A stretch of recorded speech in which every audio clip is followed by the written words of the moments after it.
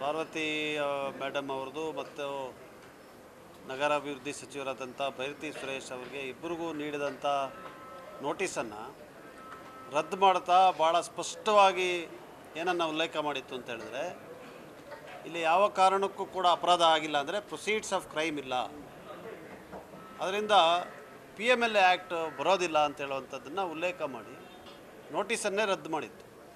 ಅದರ ವಿರುದ್ಧ ಇಡಿನವರು ಇದನ್ನು ಸರ್ವೋಚ್ಚ ನ್ಯಾಯಾಲಯಕ್ಕೆ ಹಾಕಿದಂಥ ಅರ್ಜಿ ಇವತ್ತು ವಿಚಾರಣೆಯ ಸಂದರ್ಭದಲ್ಲಿ ದಯವಿಟ್ಟು ನಮ್ಮಿಂದ ಯಾವುದೇ ರೀತಿಯಾದಂಥ ಪ್ರತಿಕ್ರಿಯೆ ನೀವು ಬಯಸ್ತಿದ್ರೆ ಇದನ್ನು ನೀವು ಜಾಸ್ತಿ ಎಳಿಬಾರ್ದು ಅಂಥೇಳಿ ಸರ್ವೋಚ್ಚ ನ್ಯಾಯಾಲಯ ಇವತ್ತು ಅವ್ರಿಗೆ ಇದನ್ನು ಈ ಪ್ರಕರಣ ನಡೆದಂಥ ಸಂದರ್ಭದಲ್ಲಿ ಹೇಳಿದ್ದು ತಾವೆಲ್ಲ ಕೂಡ ಗಮನಿಸಿದ್ದೀರಿ. ಈಗಾಗಲೇ ಮಾನ್ಯ ಸಚಿವರು ಹೇಳಿದಾಗೆ ನ್ಯಾಯಾಂಗ ವ್ಯವಸ್ಥೆ ಮೇಲೆ ನಮಗೆ ಸಂಪೂರ್ಣವಾದಂಥ ನಂಬಿಕೆ ಇತ್ತು. ಇದು ರಾಜಕೀಯ ಪ್ರೇರಿತ ಅಂತ ಪದೇ ಪದೇ ನಾವು ಎಷ್ಟು ಕೂಡ ಹೇಳಿದ್ರು ತಾವೂ ಅದಕ್ಕೆ ನಮಗೆ ಸಹಕಾರ ಕೊಡಲಿಲ್ಲ. ಇದು ರಾಜಕೀಯ ಪ್ರೇರಿತ ಅಂಥೇಳಿ ನಾವೊಂದು 100 ಸತಿ ಬಡ್ಕೊಂಡು ಇದರಲ್ಲಿ ಯಾವುದೇ ರೀತಿಯಾದಂಥ ನಿಜಾಂಶ ಇಲ್ಲ, ನೈಜತೆಯಿಂದ ಕೂಡಿಲ್ಲ, ಇದು ಬರೀ ಪ್ರೇರಿತ ರಾಜಕೀಯವಾಗಿ ಬಳಸ್ತಾ ಇದ್ದಾರೆ ಅಂತ ನಾವು ಪದೇ ಪದೇ ಹೇಳಿದ್ವಿ. ಇವತ್ತು ಈ ದೇಶದ ಸರ್ವೋಚ್ಚ ನ್ಯಾಯಾಲಯ ಅಂತ ಹೇಳಿದ್ರೆ ಅದಕ್ಕಿಂತ ಮೇಲೆ ಇನ್ಯಾವುದೂ ಇಲ್ಲ. ಆ ನ್ಯಾಯಾಲಯನೇ ಇವತ್ತು ಭಾಳ ಸ್ಪಷ್ಟವಾಗಿ ರಾಜಕಾರಣವನ್ನು ಚುನಾವಣೆ ಕ್ಷೇತ್ರದಲ್ಲಿ ಮಾಡಿ ರಾಜಕೀಯಕ್ಕೋಸ್ಕರ ನಿಮ್ಮನ್ನು ಬಳಸಲಿಕ್ಕೆ ನೀವು ಅವಕಾಶ ಮಾಡಿಕೊಡ್ಬೇಡಿ ಅಂತೇಳಿ ಇಡಿ ಅವ್ರಿಗೆ ಹೇಳಿದ್ದಾರೆ. ಈ ಮಾತು ಭಾಳ ದೇಶಕ್ಕೆ ಅನ್ವಯ ಆಗುತ್ತೆ. ಈ ಪ್ರಕರಣದಲ್ಲಿ ಸರ್ವೋಚ್ಚ ನ್ಯಾಯಾಲಯ ಹೇಳಿರುವಂಥದ್ದೇನಿದೆಯಲ್ಲ ಇಡೀ ದೇಶಕ್ಕೆ ಅನ್ವಯ ಆಗುತ್ತೆ. ಅದನ್ನು ಗಮನಿಸಿ ಅದರಂತೆ ಮುಂದೆ ಈ ಕೇಂದ್ರದ ಸಂಸ್ಥೆಗಳು ನಡೀಲಿ ಅಂತ ಕೂಡ ನಾನು ಆಶಯನ ವ್ಯಕ್ತಪಡಿಸಲಿಕ್ಕೆ ಬಯಸ್ತೇನೆ. ಈ ಒಂದು ಅರ್ಜಿ ವಜಾ ಮಾಡೋ ಮುಖೇನ ಮೂಡ ಪ್ರಕರಣದಲ್ಲಿ ಹಗರಣ ಆಗಿದೆ ಅನ್ನುವಂಥದ್ದು ಎಲ್ಲವೂ ಕೂಡ ಮುಕ್ತಿ ಸಿಕ್ತಂಗೆ ಆಗುತ್ತೆ ಸರ್. ನೋಡಿ, ಈಗ ಮೂಡ ಪ್ರಕರಣದಲ್ಲಿ ಯಾವುದೇ ರೀತಿಯಾದಂಥ ಹಗರಣ ನಮಗೆ ಸಂಬಂಧಪಟ್ಟಿದಂತೂ ಇಲ್ಲ. 2021ರಲ್ಲಿ ಇವರೇ ಸರ್ಕಾರ ಇದ್ದಾಗ ಕರೆದು ಕೊಟ್ಟು ಪಾಪ ಇವ್ರಿಗೆ ಪಾರ್ವತಿ ಅವ್ರಿಗೆ ಹತ್ರ ಹಗರಣ ಮಾಡಲಿಕ್ಕೆ ಕೊಟ್ರಲ್ಲ ಇವರು.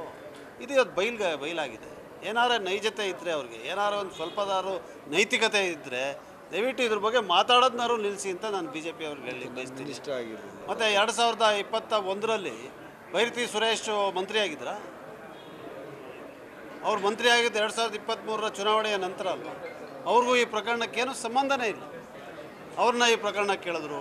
ಆ ಪಾರ್ವತಿ ಅವರು ಯಾವತ್ತೂ ಕೂಡ ಯಾವ ಸಾರ್ವಜನಿಕ ಇದರಲ್ಲೂ ಕೂಡ ಕಾಣಿಸ್ತಾ ಇರೋವಂಥವ್ರನ್ನ ಇದ್ರ ಕೇಳಿದ್ರು. ಅವರ ವೈಯಕ್ತಿಕ ಜೀವನವನ್ನು ಕೆದಕುವಂಥ ಒಂದು ಕ್ಷುಲ್ಲಕ ರಾಜಕಾರಣ, ಕೀಳುಮಟ್ಟದ ರಾಜಕಾರಣಕ್ಕೆ ಕೈ ಹಾಕಿದರು. ಇದಕ್ಕೆಲ್ಲ ಇವತ್ತಾರು ಅವ್ರ ಅಂತ್ಯವನ್ನು ಕೊಟ್ಟು ಯಾವ ಥರ ವಿರೋಧ ಪಕ್ಷವರು ನಡ್ಕೋಬೇಕು ಜವಾಬ್ದಾರಿಯಿಂದ ಆ ಕೆಲಸವನ್ನು BJP JDSನವರು ಮಾಡಿದ್ರೆ ಒಳ್ಳೆಯದು ಅಂತ ನನಗೆ ಅನಿಸ್ತದೆ.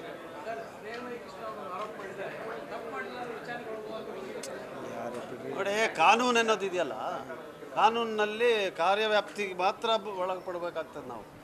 ಆಯಿತು, ಇವಾಗ ನಾನು ತಪ್ಪು ಮಾಡಿದ್ದೀನಿ ಅಂತ ತಪ್ಪು ಮಾಡಿದ್ದೀನಿ ಅಂತ ಹೇಳಿದ್ರೆ ನೀನು ವಿಚಾರಣೆ ಮಾಡೋಕ್ಕಾಗತ್ತಾ? ವಿಚಾರಣೆ ಮಾಡಲಿಕ್ಕೆ ಅದಕ್ಕೊಂದು ಕಾರ್ಯವ್ಯಾಪ್ತಿ ಮತ್ತು ಜೂರಿಸ್ಟಿಕ್ಷನ್ ಬರಬೇಕು, ಕಾನೂನಲ್ಲಿ ಅಧಿಕಾರ ಇರಬೇಕು. PMLA ಆ್ಯಕ್ಟ್ ಯಾವಾಗ ಬರ್ತದೆ ಅಂತೇಳಿ ಉಚ್ಚ ನ್ಯಾಯಾಲಯ ಹೇಳಿದೆ.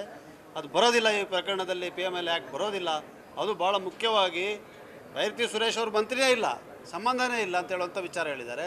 ಪಾರ್ವತಮ್ಮ ಅವರು ಈ 14 ಸೈಟನ್ನು ಹಿಂದಕ್ಕೆ ಕೊಟ್ಟಿರೋದ್ರಿಂದ ಯಾವ ಪ್ರೊಸೀಡ್ಸ್ ಆಫ್ ಕ್ರೈಮ್ ಇಲ್ಲ, ಯಾವ ಮನಿ ಲಾಂಡ್ರಿಂಗೂ ಇಲ್ಲ ಅಂತ ಹೇಳಿ ರದ್ದು ಮಾಡಿದೆ. ಸರ್ವೋಚ್ಚ ನ್ಯಾಯಾಲಯ ಅದನ್ನು ಎತ್ತಿಡಿದೆ. ಇವತ್ತು ಅದು ದೇಶದ ಕಾನೂನಾಗಿದೆ. ಅದರಿಂದ ಇದಕ್ಕೆ ಎಲ್ಲರೂ ಕೂಡ ತಲೆಬಾಗಬೇಕು. BJP ಅವರು ಮಾಡಬೇಕು, JDSನವರು ತಲೆಬಾಗಬೇಕು, ನಾವೆಲ್ಲರೂ ಕೂಡ ತಲೆಬಾಗಬೇಕು. ಸರ್ವೋಚ್ಚ ನ್ಯಾಯಾಲಯದ ತೀರ್ಪನ್ನು ಸ್ವಾಗತ ಮಾಡ್ತಾ ನ್ಯಾಯಾಂಗ ವ್ಯವಸ್ಥೆಯಿಂದ ಇವತ್ತು ಪ್ರಜಾಪ್ರಭುತ್ವ ಈ ದೇಶದಲ್ಲಿ ಉಳಿದಿದೆ ಅಂತ ಕೂಡ ಹೇಳಲಿಕ್ಕೆ ಬಯಸ್ತೀನಿ. ನ್ಯೂಸ್ ಫಸ್ಟ್ ನಿರ್ಭೀತಿಯಿಂದ ನಿಮ್ಮ ಪರವಾಗಿ.